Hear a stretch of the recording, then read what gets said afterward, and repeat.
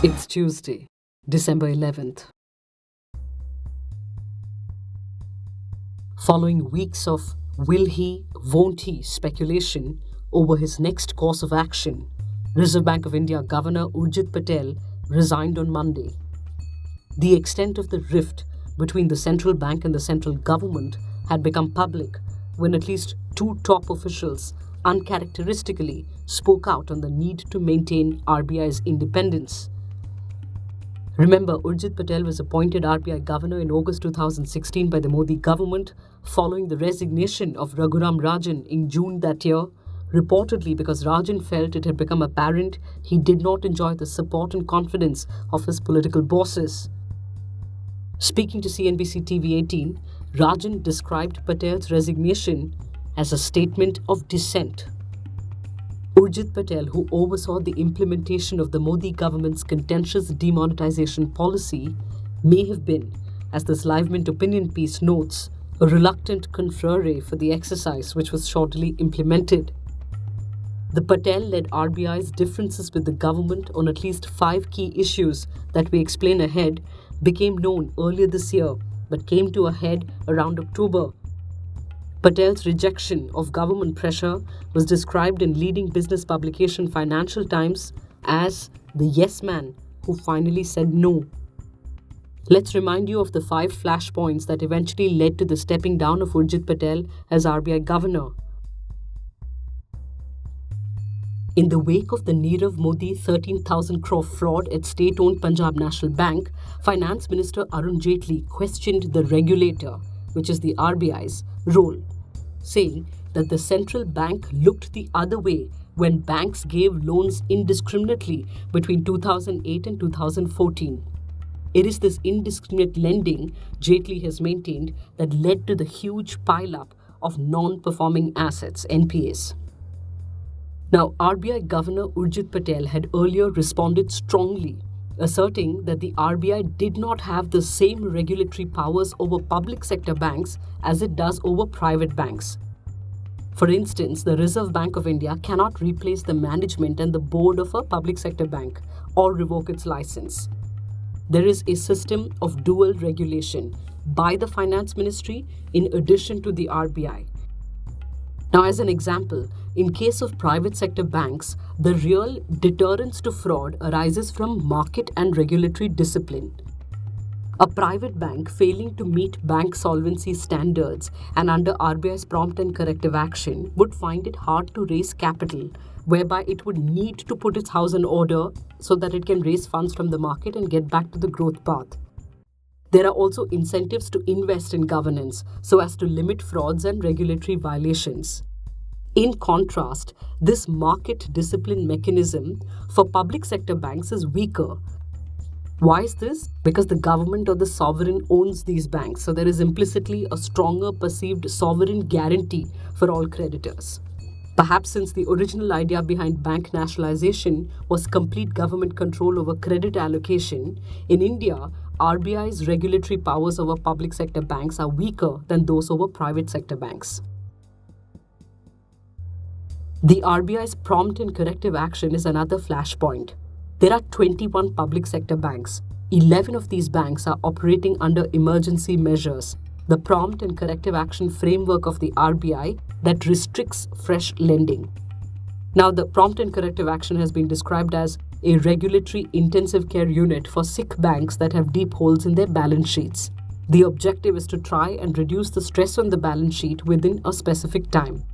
However, the government has asked for a relaxation of these norms, saying it is impacting the lending ability and therefore growth. RBI Deputy Governor Viral Acharya in a speech said, sweeping bank loan losses under the rug by compromising supervisory and regulatory standards can create a facade of financial stability in the short run, but inevitably cause the fragile deck of cards to fall in a heap at some point in the future, likely with a greater taxpayer bill and loss of potential output.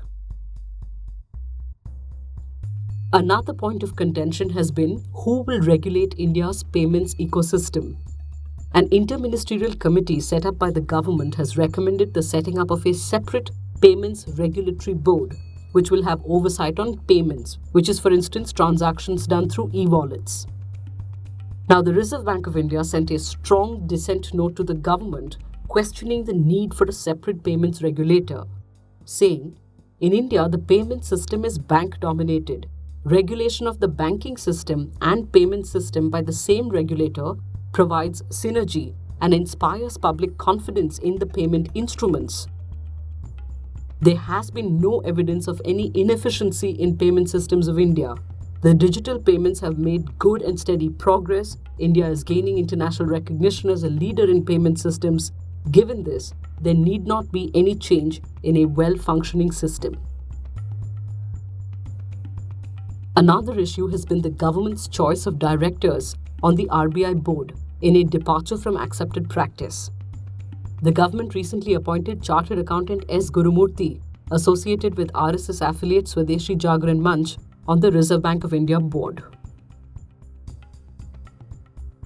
There is also the tussle over resources. The government is of the view that the Reserve Bank of India is sitting on excess capital and must transfer some of it to meet the government's fiscal targets. This debate, though, is not new and has been going on for at least 2 years. The RBI has said having adequate resources is a part of the central bank's independence. The RBI believes the use of such a transfer would erode whatever confidence that exists in a government's intention to practice fiscal prudence. Also, that in theory, a central bank can implement monetary policy with a wide range of capital levels, including levels below zero. In practice, though, the danger is that it may lose credibility with the financial markets and public at large, and may then be unable to attain its objective if it has substantial losses and is seen as having insufficient capital. Deputy Governor Viral Acharya puts in context some of these differences using a cricketing analogy. He says, a government's horizon of decision-making is rendered short, like the duration of a T20 match. There are always upcoming elections of some sort, national, state, midterm, etc. This myopia or short-termism of governments is best summarized in history by Louis XV when he proclaimed, "After me the flood." In contrast, a central bank plays a test match, trying to win each session, but importantly also survive it so as to have a chance to win the next session and so on. The central bank is not directly subject to political time pressures by virtue of being nominated rather than elected. Central bankers have horizons of decision-making that tend to be longer than that of governments, spanning election cycles or war periods. A magistrate's court in the United Kingdom on Monday ordered the extradition of businessman Vijay Mallya to India.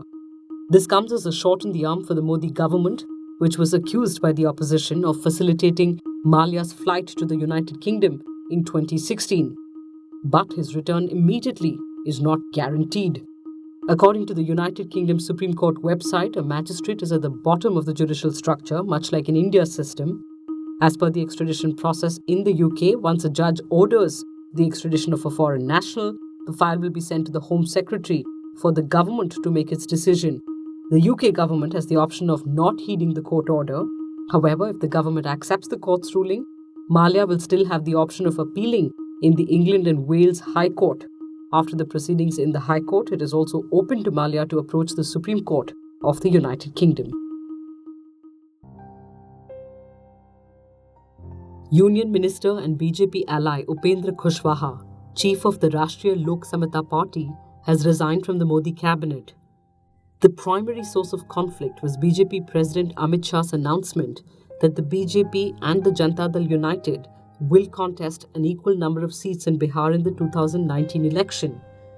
This meant that the other Bihar allies, Ramvilas Paswan's Lok Janshakti Party and Upendra Kushwaha's RLSP, would be given the short shrift and would likely be left with only 4 and 2 seats respectively. Kushwaha contends that it was his party, along with the LJP, that stood with the BJP when Nitish Kumar broke the alliance ahead of the 2014 Lok Sabha election. The LJP won 6 of the 7 seats it contested, the RLSP all 3 seats it contested in 2014. The BJP won 22, the Janata Dal United was reduced to just 2 seats. There is speculation that Kushwaha will join the opposition front. जो उम्मीद थी हमारी और बिहार के लोगों की विशेष रूप से उन उम्मीदों की कसौटी पर नरेंद्र मोदी जी प्रधानमंत्री के रूप में खरा नहीं उतर पाए। स्पेशल पैकेज की बात की गई बिहार के लिए, कुछ भी ऐसा नहीं हुआ जिससे बिहार के लोगों का विकास अलग से दिख सके। Counting of votes to the 5 state assemblies that went to the polls is currently underway. Watch the space tomorrow for the numbers, news and analysis.